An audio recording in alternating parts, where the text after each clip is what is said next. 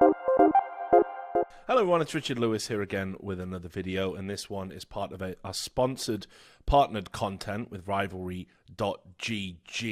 What we're going to be doing is every time there is a major esports tournament, I'm going to be giving you my thoughts about who the likely winners are, and then you can head over to Rivalry.gg, use the referral code RLS, which would be great if you would do that, because you qualify for some bonuses and benefits, and you can bet sort of getting some of my knowledge and thoughts ahead of time, hopefully to make you a little bit more informed. This is kind of the test for it, because we're going to be doing a tournament called the Zotac Cup Masters 2018 Grand Finals, and you'd be forgiven for not having heard of that one. It's certainly not a major event in the calendar, but that being said, it is a $300,000 prize pool in Hong Kong. There are some of the top teams in the world in attendance, and I'm going to give you kind of my thoughts on who I think is going to win it, some good outside bets, and just kind of the storylines that are going to be coming out of that. So let's start by talking about my clear favorites for the tournament, which are MIBR. Now, we know that Made in Brazil have had a lot of sort of problems, some disappointing results, but I think that storyline is really overblown in terms of how frequently rather, people are talking about it. They are, struggling to kind of embed two very different cultures, two different languages. They've got this split of North American and Brazilian in the team, but clearly a fantastically talented roster. For me, the best roster just in terms of talent on paper at this tournament, and they're returning from a month off. Now, there's a lot of rumors going around the scene that they've been heavily boot camping, and I think the key thing to remember here is this is going to be the first time we've seen MIBR out since they appointed Yanko as coach. This was a very sort of contentious move. There was a lot of people saying, should it be Yanko? He's known as a piece of on-air talent, a broadcaster primarily, but this is a guy who used to be an in-game leader for his teams, and sure, he was limited in terms of how much international success he had, but a lot of people have said this is actually a great stealth coaching pick.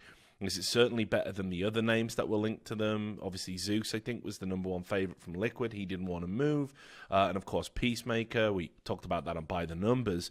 But I am quietly confident that in the month they've had off Yanko's coaching together with, Fallen's in-game leadership, we're going to see MIBR here in good shape. And, obviously, the stakes are pretty high because MIBR need to start finding that form, finding results. And it's going to be tournaments like this, which between now and more sizable events, this is where you want to test things out. So I'll also add that I think a lot has been made about MIBR's problems, but since their official joining of the organization, if you look at the results that they've had, they've only lost to Team Liquid in 2 series at E-League with this current lineup. We don't have a big sample size. We don't really know what the skill ceiling of this team is going to be. And then prior to the previous lineup, which of course had Bolts in it, they did lose to FaZe, which is a coin toss of a game anyway. FaZe are a top 3 team in the world still, even with their kind of faltering form. And, of course, they lost to Big, who were doing their miracle run in Cologne.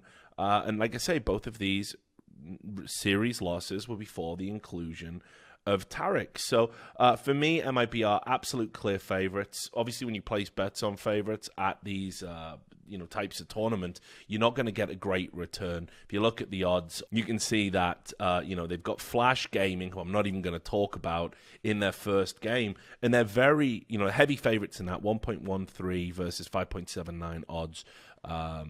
As things stand, which isn't even the biggest favorite, quite surprisingly. I think it probably should be. But they're in a very easy side of the bracket for me. MIBR should have a very clear route to the finals. Now, if you look at the other game on this side of the bracket, the other quarterfinal, you will see Tyloo, the Chinese team, are going to take on Kingwin. I'll say a few things about Kingwin. Obviously, this is the Kingwin team that Taz has kind of moved to after leaving Virtus Pro. He's talked about wanting to build something else to prove he still has some worth as a player. And unfortunately, this Kingwin roster, despite having some notable Polish players on there, they haven't really done anything to make me think they're even a stealth pick at this tournament. They've got no real notable results directly ahead of this competition. They were 7th to 8th at the European Minor Qualifier, which was hardly a big tournament in terms of strength in depth. And they lost to the likes of Red Reserve and Sprout. So, again, not really a team to watch just in terms of those series results. They do have a position of 3rd overall in the Mountain Dew League standings, but they've had some terrible best-of-1 results. It's been pretty up and down. Sprout seem to be something of a nemesis for them, and I simply cannot see this King Win side beating Tyloo. Now, you might want to take anything I say about Tyloo with a very liberal pinch of salt. I think the fact that Tyloo don't have a great distance to travel in terms of going to Hong Kong, that does make me pay particular attention to them here. But if you talk about their form of late, actually, Tyloo are probably your best bet as a dark horse pick to win the tournament. And by dark horse, I mean they actually do have a very small percentage chance of winning it, with probably the best odds if you wanted to throw a punt in like that. Most recently, they were 3rd and 4th at the CSGO Asian Championship, which was certainly a decent attended tournament. We saw them at IEM Shanghai just at the end of, actually it might have been the start of this month, where they made it all the way to the final before capitulating to NRG. NRG bouncing back from their own disappointing performance at the American Minor.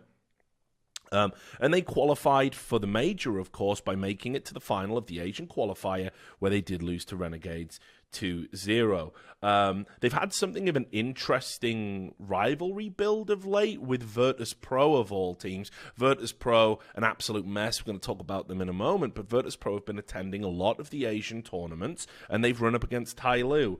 Tyloo lost to Virtus Pro twice at the Asian Championship, but actually beat them most recently at IEM Shanghai.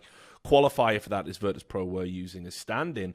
But right now, Tyloo, for me, are easily the best Asian team. I think it's a travesty, honestly. They have to play the likes of Renegades because of the Asian-Australian combination in that qualifier. But if you think about it, they've beaten MVP PK, who are also at this tournament, who I'm not going to waste any time talking about. They've got 2 series wins over them since June. I think, Captain Mo's come back after his health problems where he injured his back by falling off a Segway, which is a crazy story. I think he's actually mobile now, and they're not having to wheel him out of the booths with a wheelchair. He's feeling a lot better. And I've said this, so again, the caveat is I am probably a bit of a Tyloo fanboy. I think Bentek could be a top 10 player in the world. I've said that. People disagreed with it. I think if he was on a bigger team, an American team or a European team, I think everyone would be raving about him. I think he's fantastic. And it's going to be interesting to see what happens, because I've got Tyloo beating Kingwin, no problem. Then they're going to run up against MIBR. MIBR, obviously, you're going to have this travel. I think MIBR are going to beat them and go all the way to the final, obviously. But as I said, I think Tyloo, if you wanted to put your money on something that was a good outside bet, Tyloo would be it for me. I think they're a very exciting team, and they're going to continue to get impressive placements kind of based on their reputation internationally for some time to come, as long as they keep this roster together. We move into the bottom half of the bracket. I think it's worth talking now about Virtus Pro, because we touched on them a little bit with Tyloo. Now, the graphic that's going to come up actually doesn't have a 5th player on it, but they have officially appointed Snatchy. This is going to be the first tournament where Snatchy is actually going to play for them. But let's just talk about Virtus Pro. Obviously, on By the Numbers, the podcast, we talk about it a lot. They're an absolute mess of a team. They are in a bit of a shambles. They went to a lot of tournaments recently, but have been using a stand-in. They were still trying to find a 5th. And let's go over some of those notable results. As I said, they were 2nd at the CSGO Asian Championships, where they lost to Na'Vi, but they couldn't qualify for the DreamHack Masters Stockholm. They had some pretty embarrassing results. They lost like 2-0 to Mobo. Go look up who they are. And they were using a stand-in called Morels at those events. They went to IEM Shanghai, also with Morels, lost to Tyloo, as I mentioned, but did get a series win over Hellraisers, which I suppose is impressive within the context of Hellraisers' development. But this just isn't the same Virtus Pro. Now, This is their first tournament, as I said, with the pickup of Snatchy. Snatchy was an outstanding player in AGO. There was a very clear argument to be made that Virtus.pro were no longer even the best team in Poland, let alone an international force to be reckoned with. And AGO were the team that had leapfrogged over them to become that number one team in Poland. And Snatchy was a very big reason for that. If you go to the ratings over on HLTV, which is the best resource for measuring player performance statistically that we have, he was the top-rated player overall at the Star Series I-League European qualifier with AGO, and he was fourth at DreamHack Valencia, which AGO attended. And if you look at some of the names he was below, it was Valdez, Shocks, and Stavin, who had just had a sort of breakout performance of his own. Snatchy's an incredible talent and is definitely going to do something for Virtus.pro. But for me, overall, I think there is still too much drag factor here for Virtus.pro to be a serious threat at this tournament. I don't even see them making it to the final here, even with Snatchy bringing the improvement. I think it's long overdue that Neo needs to retire. I think he's a drag factor on the team now. He's not just sort of treading water. He is actually a net negative. I think Pasha himself, I don't think his head is in the right place. You often see after a Virtus.pro loss, he tweets about retiring. He tweets about why things are going wrong. I think Pasha, although he's actually been very good in terms of statistical performance within this team, I think it's probably time for Pasha also to be thinking about, maybe I want to become a streamer, concentrate on family and entertainment, and still maybe even doing that under the Virtus.pro banner. Bialy's bounced back. Mihu's been a good pickup. Snatchy's going to be a good pickup. Really, we're talking about the old-timers here and what they're going to bring, which at international tournaments, they're the ones you should be saying, hey, they're going to actually marshal the young kids and bring them through. That isn't the case at Virtus.pro. So the only silver lining out of all of those clouds, if you like, is Virtus.pro are going to start by playing MVP PK, who we know they're not great. Actually, Virtus.pro did play them back in February in an international tournament. And MVPK did take a map off them. Of course, it's a different lineup back then. A lot's happened since. But I don't see MVPK making any impact at all. I think Virtus.pro are clear favourites for that series. Which then brings me down to the next quarterfinal here. And it's Ghost versus Optic. And for those of you that don't know, Ghost is the team that Steel of iBuyPower fame is currently at.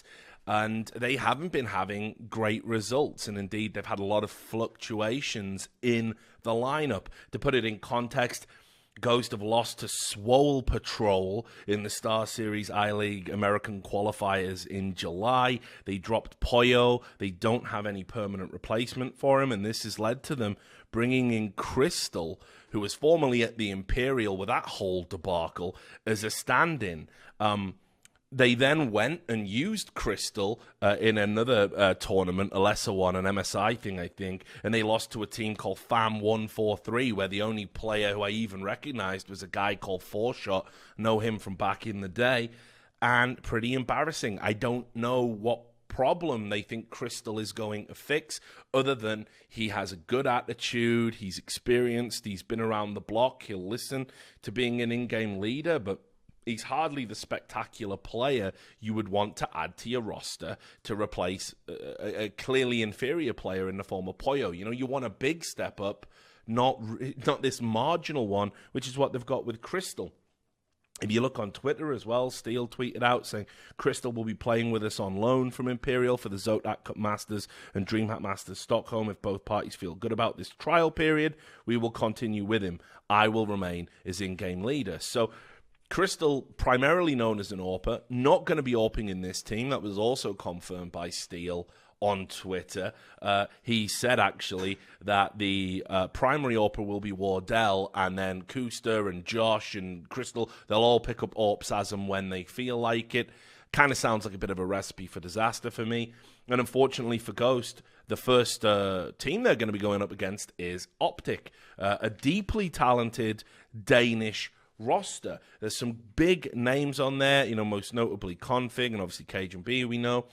From other teams. And when this team was initially put together, there was a lot of excitement generated about this. A lot of people felt, it shows the embarrassment of riches that Danish Counter-Strike has. I think they're another good outside pick to win the whole thing, despite being in the harder half of the bracket. If you weren't comfortable betting on Tyloo, you didn't want to place a bet on MIBR because it seemed too obvious and you weren't going to get a good return, you probably put your money on Optic then. But that doesn't tell the full story, really. They've been pretty disappointing, actually, since they were put together, despite all of the hype. To put it in context, they had a 5th to 6th at DreamHack Austin, losing to Space Soldiers to go out of that tournament. They made it to the final of DreamHack Summer, and you're like, ooh, wow, well, that's a great story. And they beat North to get there, their local Danish rivals. Well, who could they have lost to in the final? What super team could have put down the Danish Dynamite? Well, it was the Imperial, a team that we know has lots of internal problems, doesn't have a great international pedigree. And for my money, as much as I like the Imperial and players like Esperanto and how well they've been doing, it's a great story. But honestly, a team of Optic's experience and caliber should have put them to bed. The Imperial were there for the taking. That should have been Optic's first title. Didn't happen. Then we go to the ESL New York qualifiers. They didn't qualify for ESL New York. A team like this, they lost to North, they lost to Hellraisers, and they only got into the major, really, by the skin of their teeth. They had a 2-1 series win over Ents, but then lost to MIP in the final. Then they failed to qualify for Star Series, losing again to the Imperial there. So Optic, for me, lots of question marks about whether this team needs a roster change. How far can it actually go? Can they achieve what the roster on paper suggests it should? Now, on top of that, they've got criticism coming at them from pundits out there. Obviously, I do a podcast with Thorin called By the Numbers. You probably know that if you're looking at this channel already. And a lot of criticism has come at Snappy as an in-game leader. Thorin said when this roster was announced, that would be one of the big question marks. Could Snappy do kind of what he'd done in Heroic and got plaudits for in Heroic? We're not really seeing that at the moment, and he made a video recently called The Snappy Spot, I think, where he put a little bit of criticism at him. Reddit, always harsh critics. They've certainly been on his back a little bit. I think a tournament like this, where you're coming up against opponents that all have clear problems, Optic have to go to the final here. I mean, absolutely. If they don't go to the final, it's an unmitigated disaster for them. I've got them beating Virtus Pro, but it's also worth noting they've never played Virtus Pro. They've never played MIBR, not with this Danish lineup. So lots of question marks. There's not really any data for me to sort of present here to make a compelling case other than my gut feeling. I think Optic should beat Ghost, no doubt about that. That should be a 2-0. Virtus Pro, when they play them after Virtus Pro overcome MVP PK, that could be something of a coin toss game. We've got the snatchy factor to look at that. I'd probably go with Optic 2-1. I think Virtus Pro are good for a map there. And then Optic get to the final where they come up against MIBR and basically lose. So those are my thoughts there on the Zotac Masters. Looking forward to watching it because I feel like we've had a gap without any real high-level Counter-Strike. I've been watching the International to sort of feed my esports addiction. But there we go. So as I said, this was a sponsored video courtesy of Rivalry.gg. Make sure you go over to the site and sign up using the referral code RLS to support the show, support the content, support the channel, and of course support Rivalry.gg themselves, who are a great sponsor to have. And I hope this type of content is what you want to see because you'll be seeing more of it. Give me your thoughts down below about how we can improve it. Take care. We'll see you on the next video.